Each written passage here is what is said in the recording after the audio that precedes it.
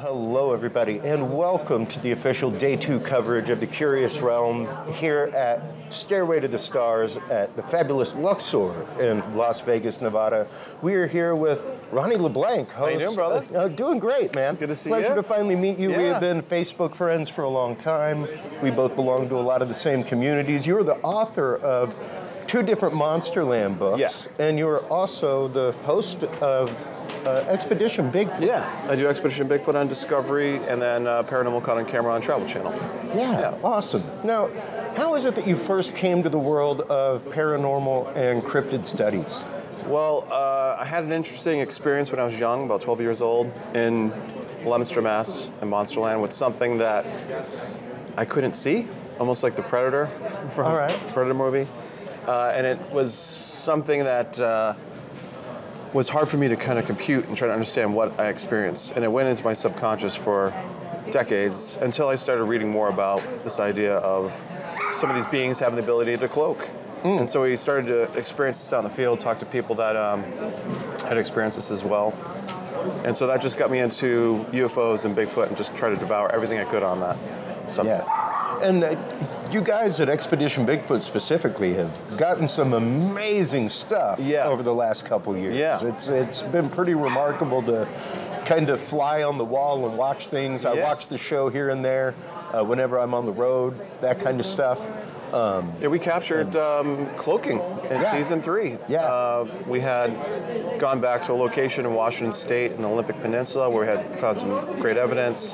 Our cameraman Zach saw something running. We found footprints. So it was great. We went right back to this location, but we started having activity. We had a river between us and a cliff about 50 to 60 feet tall. Yeah. And every time we continued to work down this river, rocks would be falling down. And at one point, it was like this avalanche. And Dr. Murray and I both turned with our flashlights. There's nothing in front of us, and just like a shadow puppet. Wow. There was a shadow of a Bigfoot on the wall, walking across, and I could see hair in the shadow. There's a reflection of the shadow in the water. Interesting. And what was really weird is that, that reaction was based off my action saying, "Show yourself. We know you're up there," and this thing appeared. However, the network edited that out. Oh, wow. I always thought that was peculiar because it's basically stating that they understand us.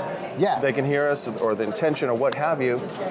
And that was another big moment for me and for the show where I felt, okay, I'm trying to bring the woo up front. You know what I mean? That's what I'm trying to do. Absolutely. And I've been talking a lot about the woo lately on my show, mainly because, the last year, quantum entanglement won the Nobel Prize. Spooky action at distance. Absolutely. And the fact that things, despite distance, can influence each other. It opens up a whole world. Right. And even right now, the UFO, UAP disclosure, things like that, have opened up huge conversations into all of this. And they're talking about, in Congress, David Grush, transmedium, interdimensional kind of stuff. It's like, holy crap. Yeah, and intended calling forth the things as well. Right. And one of the things I've questioned on my show, especially with instances like that, is I am a firm believer that there is a hominid species in America, in South America, in numerous places across the globe. I don't know. I hold a different thought when it comes to the cloaking and portals. I'm one that thinks that maybe this is another entity that is using a trope in our mind that we would be comfortable with. Sure. And it's one of those, just another hypothesis put out there. Well, you think about how many species of birds there are, right? Yeah. So the idea that there could be a multitude of different types of Bigfoot, and some of these could be more alien than they are animal. That's definitely something that seems to be popping up more and more. Oh, we discover at least a couple thousand species a year. Even during COVID, during the lockdown, there were 1,000 species discovered. Yeah, 18,000 every year, they say, with insects, and it's incredible. Exactly. And one of my favorites is, especially whenever I'm talking about Bigfoot, cryptids, I typically take the map of the United States at night. from like a picture from the ISS at night. And it's wow. so you think that, we'd have seen it by now, huh? Yeah. Let's take a look at how much black there is. Because this was taken like 8 years ago, and about 3/4 of the United States is just black. It's just black, like unsettled, nobody's living there. When you talk about the Pacific Northwest, you're talking about forests so deep that planes get lost and they can't find them. Exactly. And even the idea of why haven't we found a body? Why haven't we found and bodies? Yes. You're pretty hard pressed to find a full skeleton of a bear. Once something dies in the woods, it's a rapid process of predators, displacement, things, all kinds of stuff. So the fact that we haven't seen one, I don't doubt one bit. But there is some amazing evidence coming out right now. Allele oils, stuff like that. Oils from handprints, face prints. Some really great new techniques being used. Yeah, and when we were in Kentucky, our second expedition, we had this. I was telling Dr. Maria about these structures, and she was trying to, what did they look like? Well, we stumbled upon one at night. When she hit it with the light, she knew what it was. So the next morning we went back and we're looking for footprints and everything else and other evidence, hair. So we took eDNA sample from the soil, environmental DNA, and we sent it to the lab at UCLA, and it came back unknown primate. And they tested it again, and it was like, okay, this unknown primate running around in Kentucky. Wow. And there's legends of Daniel Boone killing a Bigfoot, which was called a Yahoo, out there in the Cumberland Gap. A lot of stories, a lot of history, and people are that we talked to are like, they're out here, they're here, we see them, we hear them. So they seem to be everywhere. And one of the concepts that I heard this last year at MUFON was 3-dimensional objects cast a 2-dimensional shadow. Fourth-dimensional objects cast a 3-dimensional shadow. And if you're talking about Bigfoot, Sasquatch, anything like that, being possibly a higher dimensional being, something like that, it would highly explain the ease with which they disappeared, cloaking, things like that. So. And I've seen, in Salt Fork State Park was myself and 3 other individuals that we witnessed the glowing eyes, these orange eyes. And originally it was just one ball of light moving around in the forest. And when I threw a rock in there, because I was thinking it was somebody messing with us, it split into 2 eyes and formed a shadow and started rocking back and forth. And that was one of the most intense experience I had. And not eye shine. No, glowing, and like emitting light. And that is a distinct difference that has been said in numerous sightings, is that this was not eye shine. Correct. This was like phosphorescent light inside of the eye. Yes.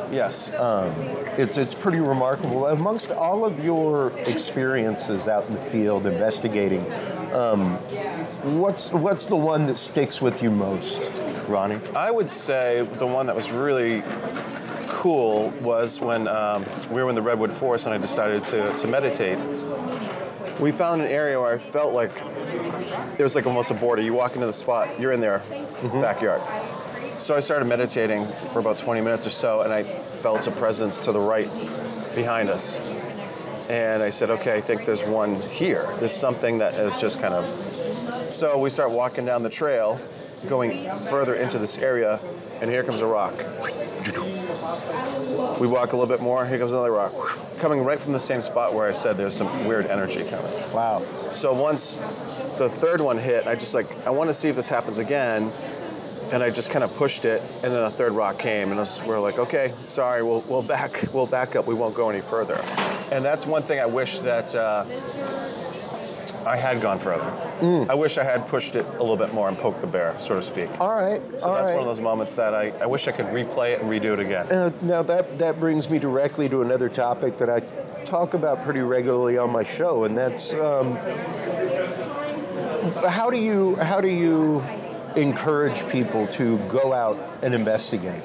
What kind of methods do you advise them to use? Do you advise them to poke the bear? No, I don't. I don't. One thing I will say is, go out in the woods and don't expect anything, but go out there to engage with nature and just be observant, be respectful, and you'll maybe experience something. And if you go to an area that has a lot of activity and sightings, then you want to kind of get your mind right. If you're going in there with a gun hoping to shoot something, you're probably not going to encounter one. But if you are projecting with your thoughts, peaceful and everything, you might have some interaction. And people that have, I don't want to call them hippies, but more spiritual, they seem to have more interactions with Sasquatch than other people. So there definitely seems to be some kind of spiritual awakening or reconnecting with nature when you have these encounters. Yeah. So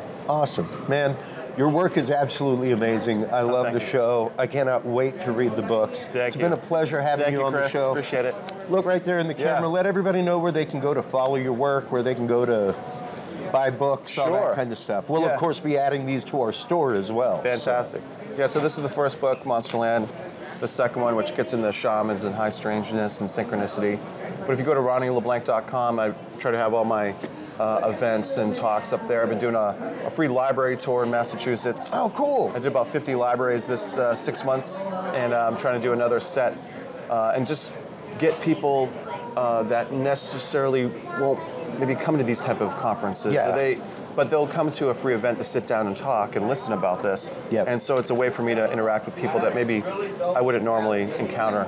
Absolutely. Absolutely. Well, thank you so much for all your work in the field. I greatly appreciate it. Thank you, Keep up the good work. Thank you, man. While you are online checking out everything from Ronny LeBlanc, folks, make sure to stop on by Curious Realm. CuriousRealm.com is where you can find all of the episodes.